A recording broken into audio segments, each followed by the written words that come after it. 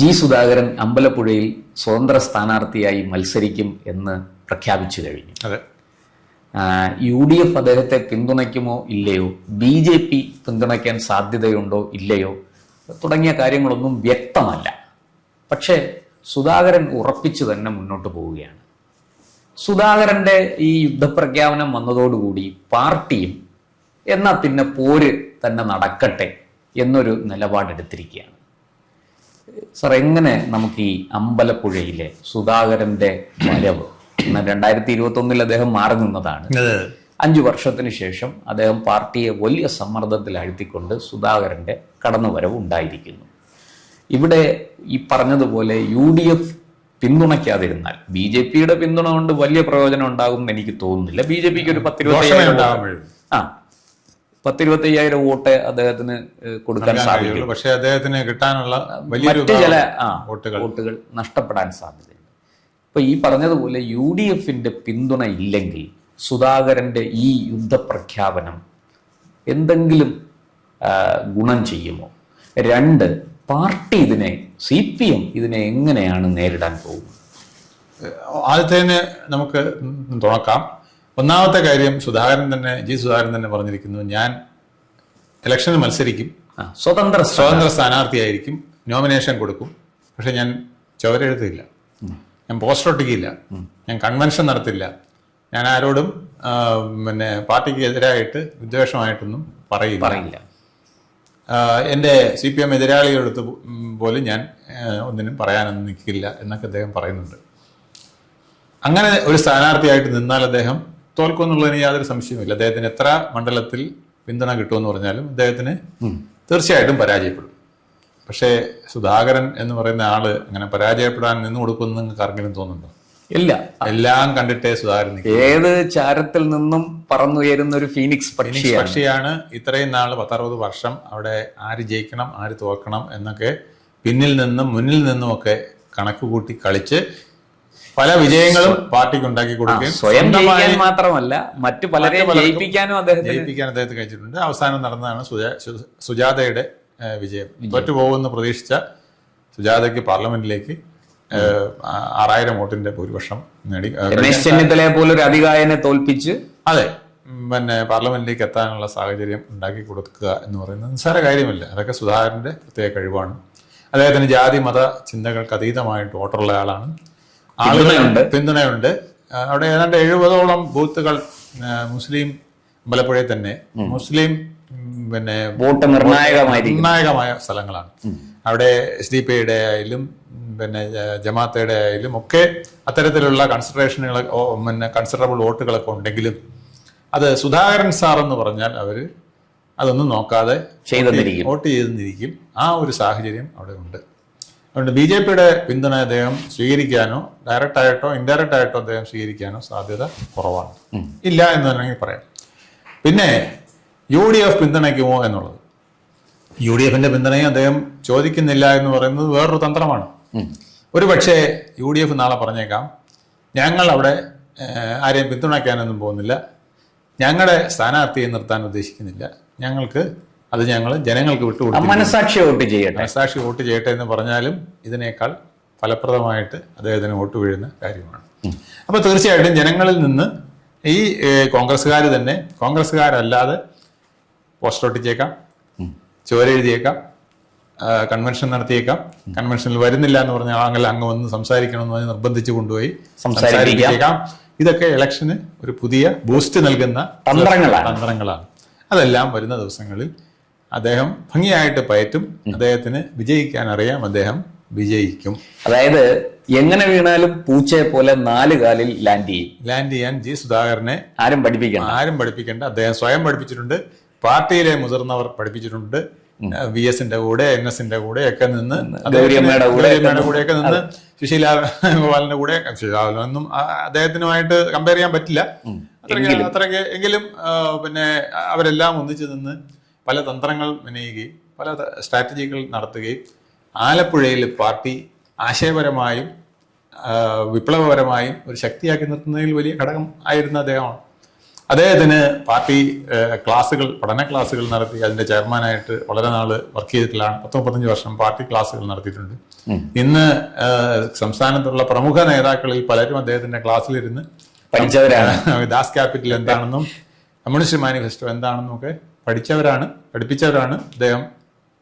അപ്പൊ അതുകൊണ്ട് അദ്ദേഹത്തിന് കളിയൊന്നും ആരും പഠിപ്പിക്കേണ്ട, സ്ട്രാറ്റജി പഠിപ്പിക്കേണ്ട, ഇലക്ഷൻ എങ്ങനെ ജയിക്കണമെന്നുള്ളതും അദ്ദേഹത്തിന് അറിയാം. അതുകൊണ്ട് അദ്ദേഹം പരാജയപ്പെടാനുള്ള സാധ്യത വളരെ വിരളമാണ്. പിന്നെ ജനങ്ങളുടെ വോട്ട്, നിഷ്പക്ഷമതികൾ അദ്ദേഹത്തിനെ വോട്ട് ചെയ്യുള്ളൂ, അതിന് യാതൊരു സംശയവുമില്ല. അത് സാധാരണയിൽ നിഷ്പക്ഷമതികൾ 10% എന്നൊക്കെയാണ് പലയിടത്തും പറയാറുണ്ടെങ്കിൽ ഒരു 25% ആൾക്കാരെങ്കിലും പോൾ ചെയ്യുന്നതിന്റെ 25% നിഷ്പക്ഷമായിട്ട് ചിന്തിക്കുന്നവർ സുധാകരൻ സാറിന് വോട്ട് ചെയ്യും. സഖാവല്ല, സുധാകരൻ സാർ എന്നാണ് അദ്ദേഹത്തിനെ വിളിക്കുന്നത്. KM മാണി കഴിഞ്ഞാൽ സാർ എന്ന് വിളിക്കുന്ന ഒരാൾ അദ്ദേഹമാണ് Indian politics, Kerala politics. Sudhakaran സാറിന് വോട്ട് ചെയ്യും എന്ന് പറയുന്ന ഒരു വലിയ ജനക്കൂട്ടം അവിടെ ഉണ്ട്. ശരിയാണ്. അദ്ദേഹം സഖാവ് സുധാകരൻ എന്നറിയപ്പെടുന്നതിനേക്കാൾ കൂടുതൽ സുധാകരൻ സാർ എന്നാണ് അറിയപ്പെടുന്നത്.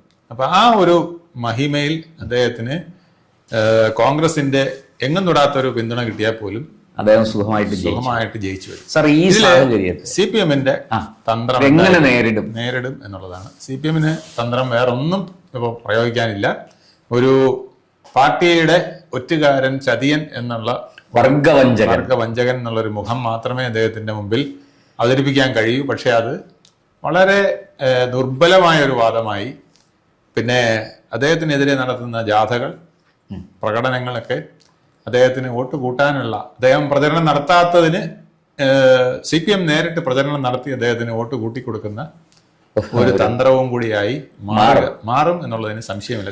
ഈ നമ്മൾ കണ്ടിട്ടില്ലേ ചില സന്ദർഭങ്ങളിൽ വിക്ടിമൈസ് ചെയ്യപ്പെടുക, ഇരയാക്കപ്പെടുന്ന, അങ്ങനെ ഒരു ഇരയായി അങ്ങനെ ഇരയാക്കപ്പെടുന്ന സുധാകരനോട് അമ്പലപ്പുഴയിലെ വോട്ടർമാർക്ക് വലിയ സഹതാപം. CPM-ലെ വോട്ടുകൾ പോലും ഇപ്പം സലാമൊക്കെ പറയുന്നത് അവിടെ 15 വോട്ട് പോലും, 15 പേര് പോലും അദ്ദേഹത്തിന്റെ പുറകെ, 25 പേര് പോലും അദ്ദേഹത്തിനോടൊപ്പം പോകാൻ സാധ്യതയില്ലെന്നാണ്. പക്ഷെ 25,000-ഓ 50,000-ഓ ഒക്കെ വോട്ടുകൾ ഈ ഇരവാദത്തിന്റെ പേരിൽ പോകാൻ സാധ്യതയുണ്ട്. അതുകൊണ്ടാണ് അദ്ദേഹം സാധാരണ രീതിയിൽ അദ്ദേഹം പത്രപ്രസ്താവന നടത്തുമ്പം നല്ല ഉജ്ജ്വലമായിട്ട് പാർട്ടിക്കെതിരെയും പാർട്ടി നേതാക്കൾക്കെതിരെയും അദ്ദേഹത്തിന് വന്ന കുഴപ്പങ്ങൾക്ക് അദ്ദേഹത്തിനെ ഉൾപ്പെടുത്തി അവരെ കരിവാരി തേക്കാൻ ശ്രമിച്ച കാര്യങ്ങളെയൊക്കെ അദ്ദേഹം തൊട്ട് പരാമർശിച്ച് പോയെന്നല്ലാതെ വലിയൊരു വിവാദത്തിനൊന്നും നിന്നില്ല. കാരണം അദ്ദേഹത്തിന് അറിയാം ഇപ്പോഴങ്ങനെ പറഞ്ഞ് കുഴപ്പമുണ്ടാക്കണ്ട. CPM-കാരിൽ തനിക്ക് അനുഭാവമുള്ള ഒത്തിരി പേര് നിൽക്കുന്നത് അവിടെ നിൽക്കട്ടെ, അവർ സമയമാകുമ്പോൾ അതിന് പ്രതികരിച്ചോളും. അതുകൊണ്ടാണ് അദ്ദേഹം ഞാൻ പാർട്ടിയെ തോൽപ്പിക്കാനില്ല, പിണറായി വിജയൻ മുഖ്യമന്ത്രിയാകുന്നതിന് ഞാൻ എതിർക്കാനൊന്നും പോകുന്നില്ല, അദ്ദേഹം ആകുന്നെങ്കിൽ ആയിക്കോട്ടെ എന്നൊക്കെ പറഞ്ഞതിന്റെ ഉദ്ദേശം അവിടുത്തെ ചങ്കുറപ്പുള്ള കമ്മ്യൂണിസ്റ്റുകാരിൽ ചിലര് ആ ചങ്ക് എനിക്ക് തരണം എന്നുള്ളതാണ്. നടത്തും. സുധാകരൻ വളരെ പരിണിതപ്രജ്ഞനായ ഒരു പഴയകാല നേതാവാണ്. പക്ഷെ ആ സുധാകരനെ നേരിടാൻ ഇപ്പുറത്ത് ഈ അങ്ങ് പറഞ്ഞതുപോലെ പാർട്ടിയിലെ പുത്തൻകൂറ്റുകാരാണ് നാസർ, H. സലാം, ഷജി ചെറിയാൻ. തീർച്ചയായും ഈ 3 പേരും, അതിൽ നാസറിനെ കുറിച്ചേ ഉള്ളൂ വലിയ ആരോപണങ്ങളും ആക്ഷേപങ്ങളും ഉയരാത്തത്. H. സലാം SDPI-യുടെ ആളാണ്, പോപ്പുലർ ഫ്രണ്ടിന്റെ ആളാണെന്നുള്ള വലിയ വ്യാപകമായ ആക്ഷേപം ഉയർന്നു. ഷജി ചെറിയാനെ കുറിച്ച് പിന്നെ ഉയരാത്ത ആക്ഷേപങ്ങളില്ല. ഭരണഘടനയെ കുറിച്ചൊക്കെ അദ്ദേഹം നടത്തിയ പ്രശ്നങ്ങളൊക്കെ പുലിവാല് പിടിച്ചത് നമുക്കറിയാം. അപ്പൊ ഈ ശരിക്കും സുധാകരനെ നേരിടാൻ ഈ 3 പേരെ കൊണ്ട് സാധിക്കില്ല എന്ന് മാത്രമല്ല, ഇന്ന് പാർട്ടിയിലെ തലയെടുപ്പുള്ള നേതാക്കൾ വന്ന് അവിടെ പ്രസംഗിച്ചാൽ പോലും സുധാകരൻ അത് ഗുണമായേ വരും.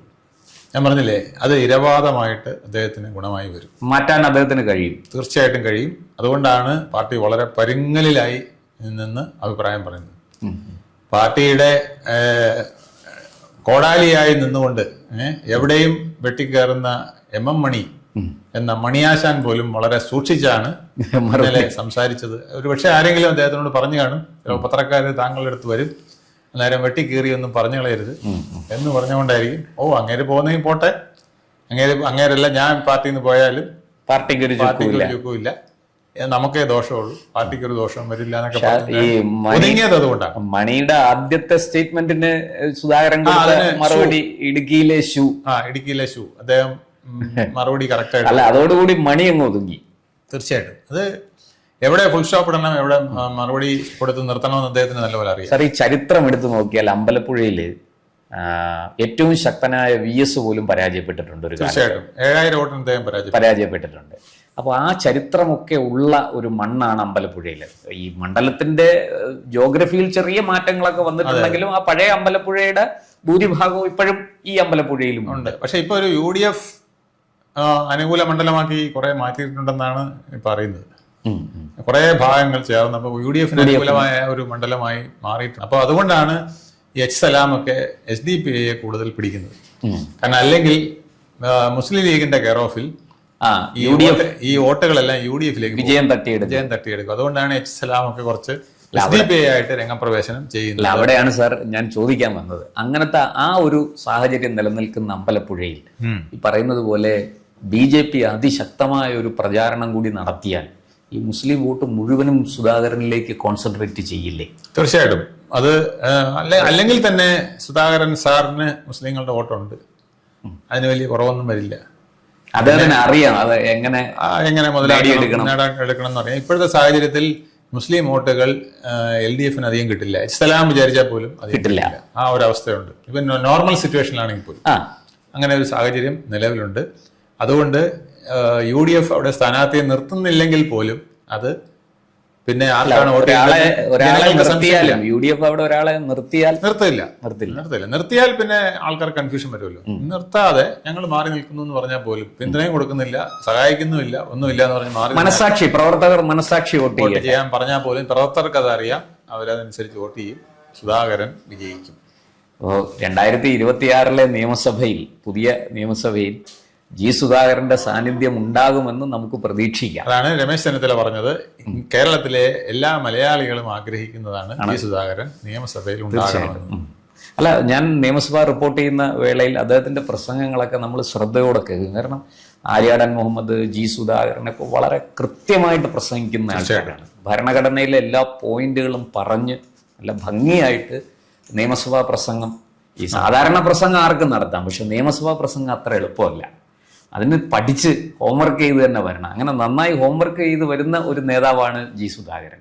അപ്പോൾ വീണ്ടും അദ്ദേഹത്തിന്റെ പ്രസംഗം നമ്മുടെ നിയമസഭയിൽ മുഴങ്ങട്ടെ എന്ന് നമുക്കും അദ്ദേഹത്തിനെ കൂടുതൽ കൂടുതൽ എളുപ്പമായി വരും. നന്ദി, നമസ്കാരം. കൂടുതൽ വാർത്തകളും വിശേഷങ്ങളും നേരിട്ട് ലഭിക്കാൻ ജനങ്ങളിൽ നിന്ന് ജനങ്ങളിലേക്ക് ജനഭൂമി ന്യൂസ് സബ്സ്ക്രൈബ് ചെയ്യൂ. ബെൽ ബട്ടൺ അമർത്താനും മറക്കരുത്.